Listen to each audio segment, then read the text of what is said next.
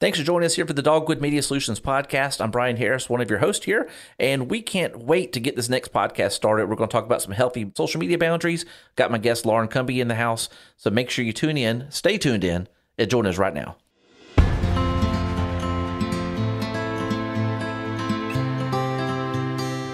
Hi, and welcome to the Dogwood Media Solutions podcast. I'm Brian Harris, your host for today's episode. And again, I'll have joining me for the second time in our podcast series for now this being episode 6. We've made it 6 episodes already, Lauren. Crazy. I know, you're back. So this is kind of like a recreation of the first episode. In a lot of ways, episode 1 and 6, we've already gone through a lot of subjects over the past couple of weeks here. With different guests, getting to bring everyone in, and I've sat down with different couple people. You've had a chance to host now, and here we are back together. Yeah. And we'll tell them about a surprise at the end of this podcast too for our next episode. It's going to like just blow people's minds. Oh, I'm sure. Yes, they're going to be so excited about it. So Lauren is our account manager here at Dogwood. We talked about that in episode 1, what all she does, and so today's actual topic we're going to be talking about is right along those lines with social media and tech. It is literally, we're talking about healthy social media and tech boundaries. And so this is one that I'm kind of passionate about also too. And because every once in a while I need a break, especially as being in this kind of company that we are in a marketing company where we're in social media all the time. We have to be really careful for our staff, for one, to make sure that they're not getting caught in these loops that social media and tech can cause, but also for just me and you and for other people we care about, making sure that they're not getting caught in these things. So the article, of course, is always can be found at dogwoodmediasolutions.com. If you go there, click on blogs, you can search back through it. You can find the original article that Lauren wrote. But we're going to kind of go a little more in depth in the article like we always do. And so, Lauren, I'm going to let you kind of take it away and introduce the article that you wrote. Okay, yeah. So this article is actually one that I originally wrote in 2021, I think. And then we've just been going through some of our content and, re-optimizing it, historical optimization. I'm sure that'll be something we talk about on the podcast at some point, but just adding into it. And it's so interesting that no matter how long I'm in this industry, this is still just such an important topic. And it changes over time as to what the best way to kind of create those boundaries is. But it's always so important to continuously be just taking inventory of how we're using social media and how it's affecting us and our personal lives and our mental health and that kind of thing. And like you said, it's important for our employees, but it's also important for us as individuals just to be able to separate, work and home and real life versus social life and all that kind of good stuff. So that was really what kind of brought this on, was just trying to look into ways that we can make sure that we have a healthy relationship with social media and just digital media in general, but then also not only have a healthy relationship with it as far as taking care of ourselves, but also just allowing us to enjoy it more. Because a lot of times we use social media for things that it wasn't meant for, or we allow it to impact us in a negative way, and it takes away the joy of the things that we did love about social media. So, that was kind of the thought. And that's one thing that's great about this article we wrote is we had a lot of our staff kind of put their expertise into this and kind of share some of their tips. And also had some people that we've connected with outside of Dogwood to insert some of their expert advice also too, that we'll kind of touch on a little bit. But the first tip you had on here was to do a social audit. So tell us how that works. Yeah. So several years ago, probably back when I was in college, I kind of originally took this piece of advice. I don't remember who originally told me to do this, but it's something that I do every 6 months or so now. But basically the concept is to go through your social media and look at who you're following and just figure out, is this person worth me following anymore? And that's not an indictment on them as a person, but it is a situation of, okay, does this person's content, make me feel uncomfortable? Does this person's content make me compare myself to them and make me play the comparison game and make me feel worse about myself? Do I feel like I'm just not learning anything from their content anymore? And if any of those negative things are true about that person and their content, then they don't need to be somebody that you follow. So basically, it's just going through and seeing who you're following. Is the content that they're producing bringing joy and encouragement and life to you? Or is it something that's, bringing you down, causing you to have self-doubt or, body image issues or whatever it might be? And just making sure that the things that we are bringing into our lives via social media are things that are life-giving and things that are going to help us out in the long run. I know I've done this with businesses in the past also too, where we've gone through and looked at who the people were they were following, because that shows up in that feed also too, and just gone through and done an audit to see like, okay, who are you following? How does this benefit your business? And not only that, but just doing that same thing and applying it to your personal life. And like you mentioned, just looking for those things that are not where you want to be. I did this personally when I was going through my Twitter account. I kept having the same person that kept showing up in my Twitter feed, and I realized, oh, guess what? I'm following them. Mm-hmm. I don't need to be following this person any longer, because every time I read their stuff, it just makes me angry. Yeah, well, and Twitter is actually a good point to bring up anyways, because Twitter's algorithm is not the same as like an Instagram or a Facebook feed where like the majority of the things you see are people you're following. Twitter intentionally shows you things from people that are either connected to somebody you follow or just something that they think you might like interact with. Mm-hmm. And so you also have to be careful of those things, because I know there have been several occasions where I've seen something on Twitter and I'm like, this person is infuriating. Why on earth am I getting their stuff? And then I'm not following them, but somebody I'm following is following them. So I have to go in and block them or mute them or whatever. Yeah. So that's another aspect of this too, especially on Twitter, is just paying attention to all the things that the algorithm's throwing at you. I hate it when it sends you emails. Yeah. And it's like, it has tweets in there like, I know I don't follow this person, but that's something they've started doing too. And I'm like, some of those are like, I don't want people to think I'm following this person. I turn those off. I know, but I like getting the updates just because of who we are. Yeah. Like, just to know, I don't want to get the suggestions, but I want to know, like, make sure that we're following what's happening with Twitter. Mm-hmm. And so I still get those, and I'll get them from multiple of our clients also too. Yeah. And I'm like, no, why is this coming in? Well, the next tip on there was avoid performative posting. So tell us a little bit more about what that means. Yeah, so social media, especially Instagram, is really kind of what I'm thinking about in this. Is it's very much so an aesthetic. It's a lifestyle. You've got your Instagram influencers and your mom bloggers and your whatevers, and especially for people, I think in my generation that like have grown up with Instagram all this time. What generation is that, Lauren? I would consider myself a millennial. Okay. Some people would argue with me and say that I'm a Gen Zer, but Gen Z doesn't want me and millennials don't want me. I'm a 1997 baby. So what can I say? But since we grew up with that Instagram culture, I think it's really easy for us to post in order to get likes or post in order to look like our life is a certain way, even if it's not. And it just makes social media miserable, because everything you post, you feel like it has to be the right aesthetic, and it feels like it has to have the perfect little quippy caption and just all that kind of good stuff. And it takes the joy out of posting, at least in my experience. It takes the enjoyment out of posting. And so I kind of had to figure out, like, what is the purpose of my accounts? And for me, like, my Facebook is largely for me to update family and friends about my life. My Instagram is where I post a lot of the things that are important to me. So you'll find pictures of my dogs. You'll find pictures of trips me and my husband go on. You'll find random pictures of whatever I'm crocheting or reading or whatever it is. And like, they're not a pretty aesthetic that's like all the same color and like perfectly, edited images and whatever. Like, it's just my life. And I had to learn to be okay with that, because I figured out that I was posting for other people and it was taking all the fun out of it. I needed to start posting for myself and make sure that if Instagram has the purpose that I want it to have for myself, then cool. If I get 0 likes on a post, but it made me happy, awesome. So 13-year-old emo Lauren probably took that picture like 20 times before she posted it, is what you're saying? That's exactly what I'm saying. I am sure there are some selfies on my Instagram, if you scroll back far enough, that are of 13-year-old emo Lauren. So, well, the next one, I think is a very easy one for people to understand. It's literally take a break.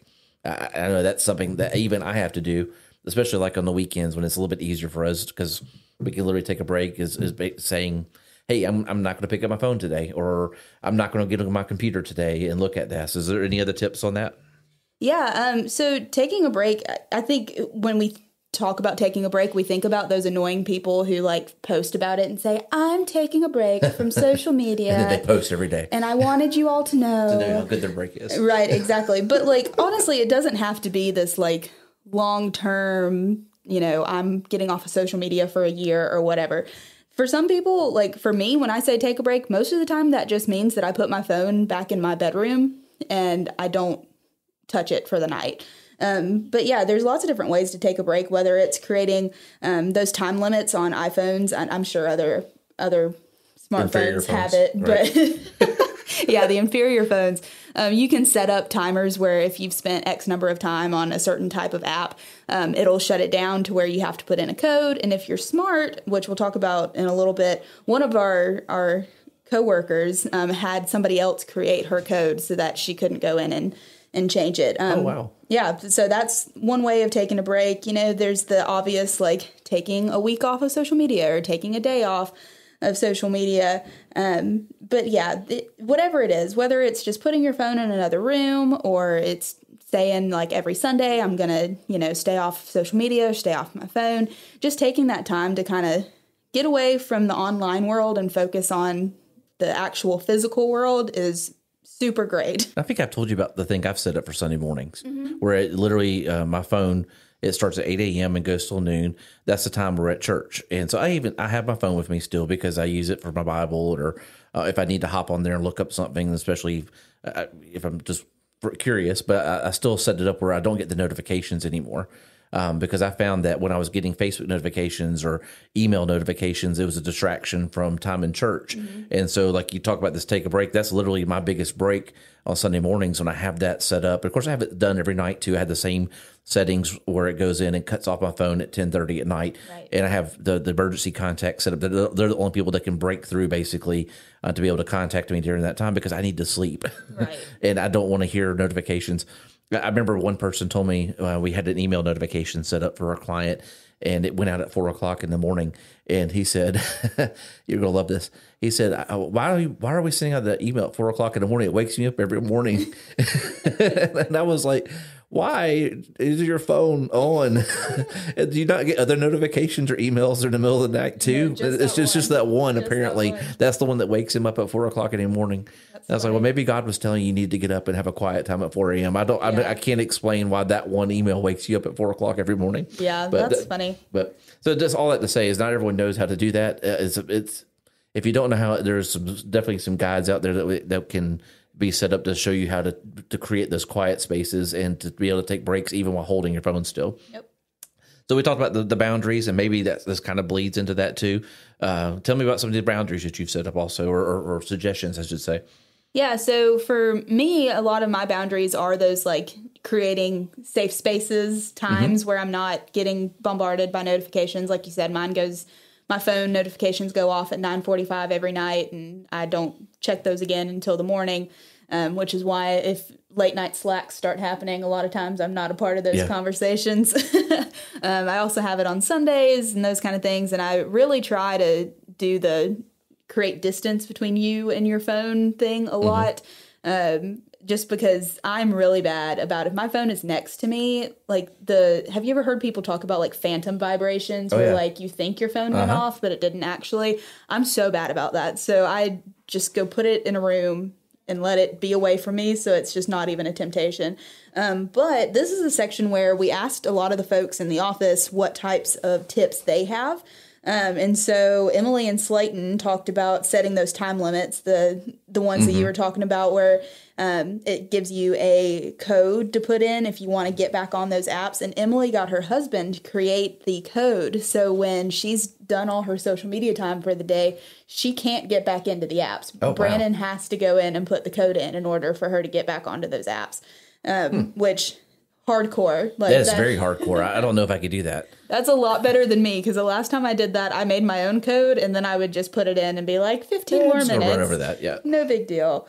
I see Sarah, Kate, and Beth are both suggesting about the limiting the number of apps or notifications that pull in, because that is a setting that you can set up on your phone, is to limit those notifications as a way to respect that space. And then it looks like the sleep and focus mode was another suggestion. Who suggested that one? It looks like probably all of us. It actually talks about me in that part of the article. It mentions my Sunday morning focus mode that I have set up for myself. Yeah, one of the notification things that Beth suggested that I really hadn't thought about was with your Apple Watch, changing the things that are sent to your Apple Watch versus the things that go to your phone. Because I think currently, like, all of my notifications go to my Apple Watch. And so I'm constantly like... Well, the newest, like when it updated just recently, it changed all my notification settings to the point I felt like I was constantly looking at my phone. And not to mention just having wrist issues from working at a desk and it's sitting right there. I stopped wearing it. But that's a big deal for me because, like, I was very much against the Apple Watch to begin with because I didn't want all those notifications. And then I had it set up correctly. And then it went back and I was like, oh, I could go back and change it. But in the end, just because my wrist was hurting, I was like, yeah, I think I'm done. Yeah. I haven't worn it for 2 weeks now. Well, look I at know. you. It's quite a change. So I don't know if I could do that. I think I'm attached to it at this point. well, it's like right now I don't have my phone in the studio with us as recording. Lauren does. She has a timer set up so we make sure we're respecting your time. And if we tell you a 15 to 20 minute podcast, we're aiming for that 15 to 20 minutes. And so she's got her clock pulled up on that. Back when we recorded the first episode, Lauren had her phone in here, and of course her husband tried to call us during the middle of the podcast. So if you go back and listen to episode 1, you'll hear that section about the 15-minute mark, and then it was really funny because we told him he was our first interruption. So Sweet Chase. Well, some of the other things are more tips from some of our friends out there in the media field. We won't go through and read all of those, but I'll just kind of go through some bullet points and we'll kind of go back and forth. The first one was basically creating tech-free zones in your home, which I think is a great suggestion. We've talked about doing that, especially like at the dinner table at night, basically saying you can't bring your phones to the table. Have we been good about that? Absolutely not. But it's the dream, is to have that tech-free zone there, especially around the table or if we're watching a movie, to make everyone go put their phones on the kitchen so that we can actually watch a movie together and not be distracted by playing games at the same time or anything. Yeah, a friend of mine actually they have all of their charging stations in the dining room. And so when they go to bed and when their kids go to bed, everybody takes all their devices. How do they wake up? They have an actual alarm clock. Clocks? Imagine that. But yeah, so their a whole upstairs is completely... But that would mess me up, though, because I live by the alarm clock. Yeah. I mean, it's got my whole little sleep schedule built into it and stuff. And it works for them. Man, I guess that's the thing about this. Some of these suggestions we're talking about may not work for you, but maybe there's other ones that do. So. Yeah. The next tip that was on that list was burying apps annoyingly deep in folders, which is great suggestion. I never would have thought about that. But if you put the things that you're most likely to click on somewhere that's unusual or difficult to get to, you're much less likely to go to them. But if you have the new iPhone update, then I'm sure you know that if you swipe right, all of your most recent apps are right no! there. So this is basically you can defeat this. You can defeat this tip. Yeah. You just gave everyone a tip on how to defeat the tip. Sorry, that one doesn't work quite as well anymore. iPhone made sure, Apple's they're always listening. It's like they read our list or something, and they're like, "How can we defeat this?" The next one was start with physical distance from your devices. Still goes back to the same thing we mentioned several times before. Like you mentioned, the family that puts it on together, just actually putting it in a space where you're not there. You mentioned taking yours back to your room and putting it there. That's a great tip. Yeah, I like this one that says occupy yourself with clearly established alternative activities. So just making sure that you're not sitting there bored reaching for your phone, give yourself an activity that's going on from a certain time. Because, that's true. And we're all doing things with our family or we're at a gaming event or whatever it might be. Like you're much less likely to look at that phone. So did you see what Mario's tip was? He said literally to be honest with yourself and address any underlying issues. Oh, dang. Oh, he just stabbed us. Just went right to it. And he's like, man, okay. You have to read that whole tip from Mario there and see what he said about that. The next one was from set rules you can actually follow. We both laughed. Like, yeah, that's a great tip there. That was from Ms. Gupta, I believe. So, and then another one was a step out of the way to enforce your set boundaries. Using a kill switch to disconnect you at preset times. I'm guessing that would be kind of the same thing as using sleep mode. Yeah. So that kind of is basically all of our tips there that we had into the article. Is there anything else you want to add in, Lauren? Social media is one of those things that I don't ever want people to read this article or hear us talk about it and feel like we're just downing social media. Because obviously, we're not for me specifically, if it wasn't for social media, I wouldn't have this job. So I'm very thankful for social media, and I think that it can do a lot of great things in our lives. I mean, one of the things that I talk about in the article is how social media has allowed me to connect with people and learn from people that I otherwise never would have met or known. And that's just so incredible that that's something we can do in this this time period. Like, what an amazing time to be alive, to be able to reach people from all parts of the world, all parts of the country that are from different backgrounds than you, and be able to not only learn from them, but also feel like you're kind of a part of their lives. And that's just such a cool thing that I've really enjoyed about social media. So I don't ever want people to hear us, dissing social media and act like it's not a positive thing. But I think by setting these boundaries, not only does it allow us to protect ourselves, but it also allows us to enjoy social media for the goods that it can offer to our lives more frequently. So hopefully some of these tips y'all can take and apply to your lives, and maybe you'll have not only a better relationship with social media, but you'll enjoy your time on social media when you do have it even more.